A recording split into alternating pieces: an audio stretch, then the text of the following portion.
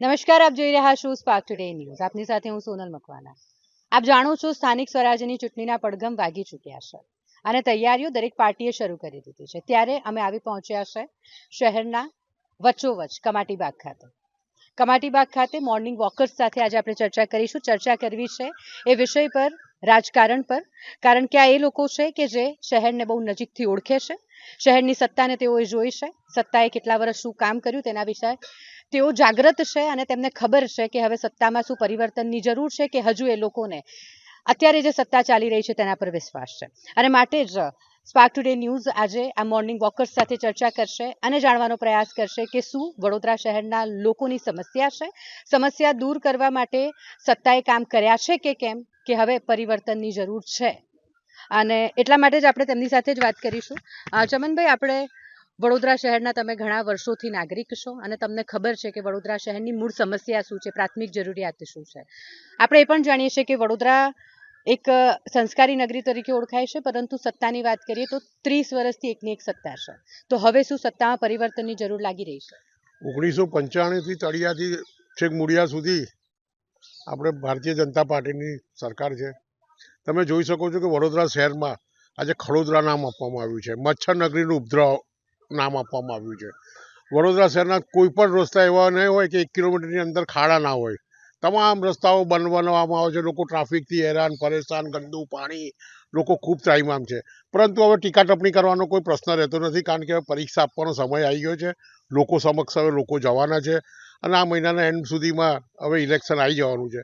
એટલે હવે પરીક્ષામાં કોંગ્રેસ બી જશે, ભાજપ બી જશે, પરંતુ આ વખતે જે પબ્લિક છે, જનતા છે, એ પરિવર્તનના મૂડમાં છે. કારણ કે 30 વર્ષના શાસનમાં જોઈને બધા થાકી ગયા છે અને કોર્પોરેટર વિરુદ્ધ બી હવે ટીકા ટિપ્પણી કરવાનો કોઈ પ્રશ્ન રહેતો નથી, કારણ કે એ લોકોએ બી હવે ઉંમર થઈ ગઈ છે, કોઈનો એમાં નામો કપાઈ ગયા છે. એટલે કોઈએ કામ કર્યા છે કે નહીં કર્યા એ હવે પ્રજા જ એમ નક્કી કરશે. એટલે મારું એવું માનવું છે કે આ વખતે ચોક્કસ વડોદરા શહેરમાં પરિવર્તન આવશે અને પ્રજા બી એક વખત હવે ભાજપને ચમત્કાર બતાવવાના મૂડમાં છે અને આ વખતે કોંગ્રેસની સરકાર અને કોંગ્રેસનું બોર્ડ બનશે વડોદરા મહાનગરપાલિકામાં, એવું મને સંપૂર્ણપણે વિશ્વાસ છે. સ્થાનિક સ્વરાજ્યની ચૂંટણી એ સ્થાનિક લેવલના લોકો માટે હોય છે. શું તમને એવું લાગે છે કે સ્થાનિક સ્વરાજ્યની આ જે ચૂંટણી છે તેમાં જે નેશનલ નેરેટિવ છે તેને મુદ્દો બનાવવામાં આવે છે, પ્રાથમિક જે સુવિધા લોકોને મળવી જોઈએ તેને મુદ્દો બનાવવામાં નથી આવતો? આપનું શું કહેવું છે? પ્રાથમિક સુવિધાઓ જરૂરી છે અને ઘણા વખતથી લોકો ત્રાહિમામ પોકારી ગયા છે. ખાડાઓ એટલા બધા છે, દરેક રસ્તા કોઈ સહી સલામત નથી. લોકોને ચાલવામાં અથવા સ્કૂટર ફેરવવામાં કે કઈ ગાડીમાં પણ ઘણાને નુકસાન થઈ જાય, એક્સિડન્ટ થઈ જાય એવા રસ્તાઓ છે. જીવનું જોખમ લઈને ચાલવું પડે બહાર નીકળો એટલે. માટે આ બધામાં સુધારો આવવો જરૂરી છે અને એ સુધારો હવે આ ઇલેક્શનથી એ શરૂઆત કરીશું તો જ થઈ શકશે. જે ચોક્કસ એ તો વડોદરા શહેરના લોકો નક્કી કરશે કે તેમને પરિવર્તનની જરૂર છે કે સ્થિરતામાં હજુ એ વિશ્વાસ છે. પરંતુ મારું કહેવું એ છે કે એક નેશનલ નેરેટિવ છે જેમાં ઘણા બધા મુદ્દાઓને આવરી લેવામાં આવે છે, જેમ કે તમે દેશહિતમાં કામ કરી રહ્યા છો કે કેમ. હવે દેશનો મુદ્દો એ એક અલગ ચૂંટણી હોય ત્યારે તમે નક્કી કરી શકો, પરંતુ સ્થાનિક સ્વરાજ્યની ચૂંટણી એ સ્થાનિક લોકો માટે હોય છે. વડોદરા શહેરના લોકો શું સત્તાથી ખુશ છે? શું હજુ એ સ્થિરતા પર વિશ્વાસ રહેશે કે પછી પરિવર્તન આવશે? બેન, પહેલા તો મારા બે મિત્રો જે બોલ્યા એ ખરેખર સાચું છે અને પરિવર્તન આવે એવું ઘણા બધા ઈચ્છાઓ છે. મારો જે મંતવ્ય છે કે હું હંમેશા વ્યક્તિને નથી જોતો, હું પક્ષને જોઉં છું કે ભારતનું કોણ ધ્યાન રાખે છે, આપણા ગુજરાતનું કોણ ધ્યાન રાખે છે અને કેવી રીતે ધ્યાન રાખવામાં આવે છે, એ વધારે ઇમ્પોર્ટન્ટ છે રાધર દેન કોઈ કોંગ્રેસ હોય કે બીજેપી હોય. એ એમએલએ કે કોર્પોરેટર મારે માટે મહત્વ નથી. મારું મહત્વ છે પક્ષ પ્રતિ. એટલે આજે જે કંઈ આપણે 20 વર્ષથી જોઈ રહ્યા છે, ભાજપનું કંઈ જે કંઈ સેન્ટરમાં હોય કે હોય, આપણે we are very much happy. Problem તો બધે જ થાય છે, એવું નથી કે કોંગ્રેસમાં નથી અને ભાજપમાં નથી, એવું નથી.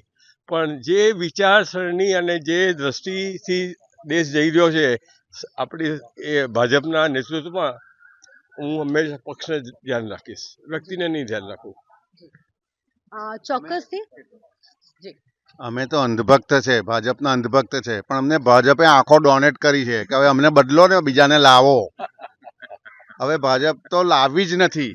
કોઈ સંજોગોમાં નથી લાવી કે બહુ ખવાઈ ગયું બહુ ખવાય બીજાને ખાવા દો, કોંગ્રેસને ખાવા દો, આપને ખાવા દો, એમને બી પૈસાદાર બનાવીએ ને. પેલા લોકોની તો 10-10, 15 પેઢી તરી ગઈ બધાની.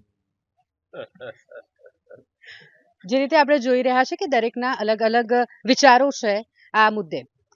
શું લાગી રહ્યું છે, વિકાસના નામે કામ થાય છે કે ફક્ત દેખાડો થાય છે? અત્યારે વડોદરા શહેરમાં અલગ અલગ વિસ્તારમાં આપણે જઈએ તો લોકોની સમસ્યા હજુ વર્ષોથી એક જ છે કે ઘણા બધા એવા વિસ્તારો છે કે જ્યાં પાણીની સમસ્યા છે, જે પ્રાથમિક સુવિધા ગણાય છે, પીવાનું પાણી નથી મળતું.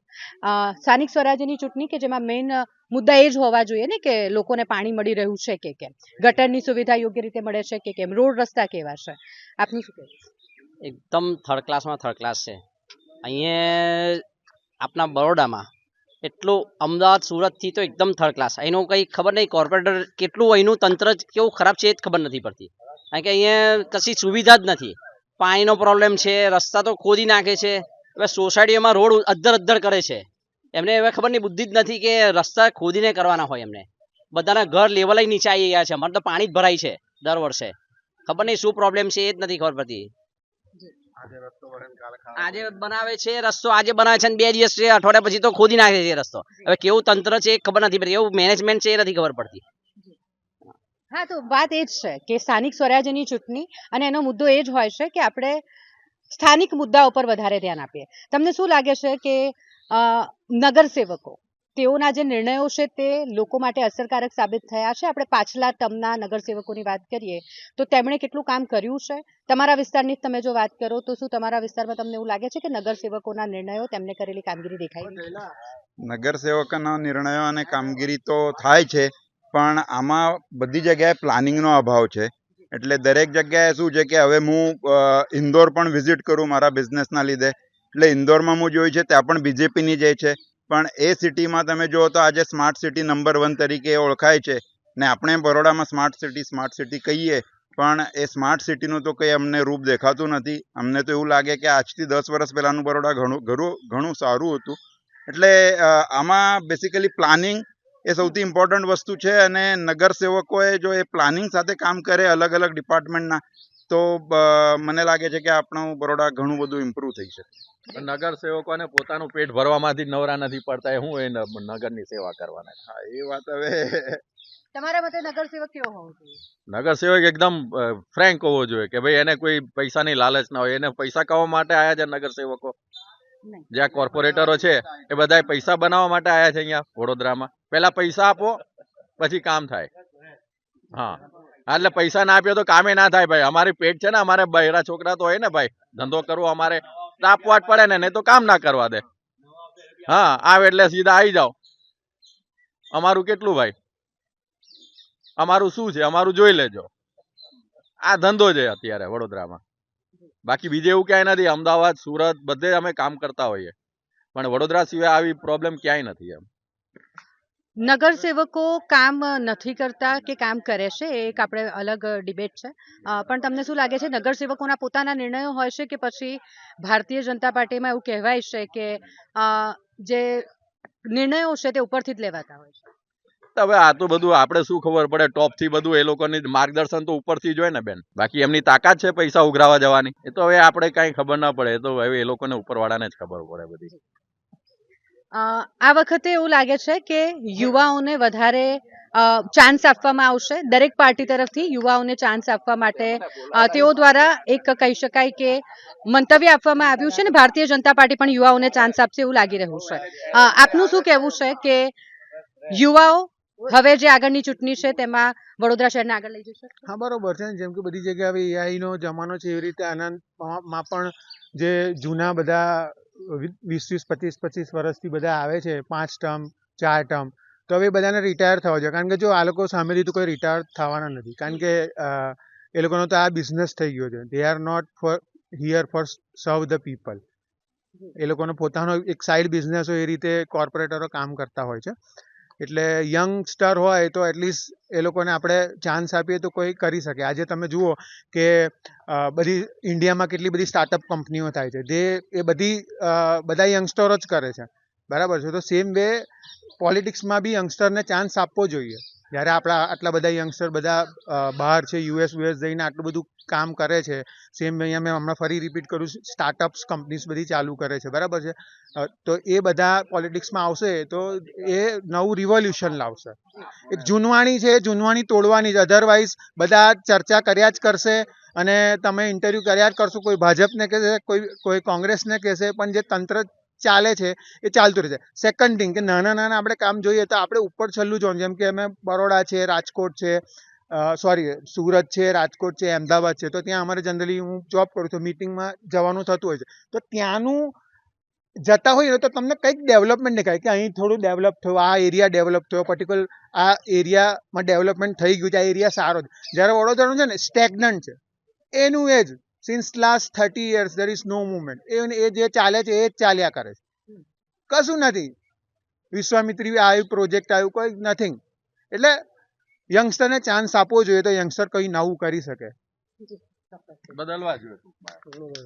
30 વર્ષથી બધા ઘડાઈ ગયેલા છે, બધાને બદલવા જોઈએ. અને હવે છેલ્લા 5 વર્ષ પૂરા થવા, એને ઉખેડી નાખો ને મૂળમાં 30 વર્ષથી એવું છે કામ કરતા. હવે 5 વર્ષ પૂરા થવા ત્યારે બધા આખું બોરડા ખોદી મૂક્યું. તમે જોયું હશે બધી જગ્યાએ ડ્રેનેજ સિસ્ટમ. આ 5 વર્ષથી શું કરતા હતા તારે? બેસી રહ્યા હતા એવું 5 વર્ષથી. અને 30 વર્ષમાં બધા એટલા ઘડાઈ ગયા છે કે એટલું કરપ્શન વધી જ ગયું છે બધું. એટલે કોઈ કામ જ થતા નથી. આ વેન્ડર પોલિસી લાવવાના હતા, 4 મહિનાથી પેલા મેયર બોલે છે, પણ કોઈ વેન્ડર પોલિસી નવી લાવતા જ નહીં. બધા લારીઓ રસ્તા પર લઈને ઉભા થયા છે, અડધા રસ્તા રોકી લે છે, અને કારવાળા બધા ત્યાં જ લઈને બધા ખાણી પીણી કરવા ઉભા થઈ જાય છે, અને અડધો રસ્તો બ્લોક કરે. એક્સિડન્ટના ચાન્સીસ વધે છે એના લીધે. Okay, thank you. જી, જેમ કે આપણે મોર્નિંગ વોકર્સ સાથે વાતચીત કરી અને બધાના અલગ અલગ મત છે. અમારું પણ એ જ કહેવું છે કે હવે સ્થાનિક સ્વરાજ્યની ચૂંટણી આવી રહી છે. વડોદરા શહેરના લોકોને એક ચાન્સ મળશે પોતાના નગરસેવકને મત આપવાનો, એને ચૂંટી લાવવાનો. તો તમે પણ નેશનલ નેરેટિવને ધ્યાનમાં ન રાખી વડોદરાના સ્થાનિક લોકોનો શું મુદ્દો છે, તેમની શું સમસ્યા છે, જેમ કે આપણે કહીએ છીએ કે પાણી, ગટર અને રોડ રસ્તા જે પ્રાથમિક જરૂરિયાત છે, જે સત્તાની જવાબદારી છે કે તે વડોદરાના નાગરિકોને પૂરી પાડે, પરંતુ તેમાં પણ વડોદરા શહેરના લોકો ઘણી બધી જગ્યાઓ પર હેરાન થઈ રહ્યા છે. તો નગરસેવકોને જ્યારે આ વખતે તમે ચૂંટણી આપવા જાઓ તો ચોક્કસથી એક વખત વિચાર કરી અને પછી તમારા નગરસેવકને ચૂંટજો, કારણ કે સ્થાનિક સમસ્યા વધારે જરૂરી છે. કેમેરા પર્સન ગૌતમ સોનુને સાથે હું Sonal Makwana, spark today news.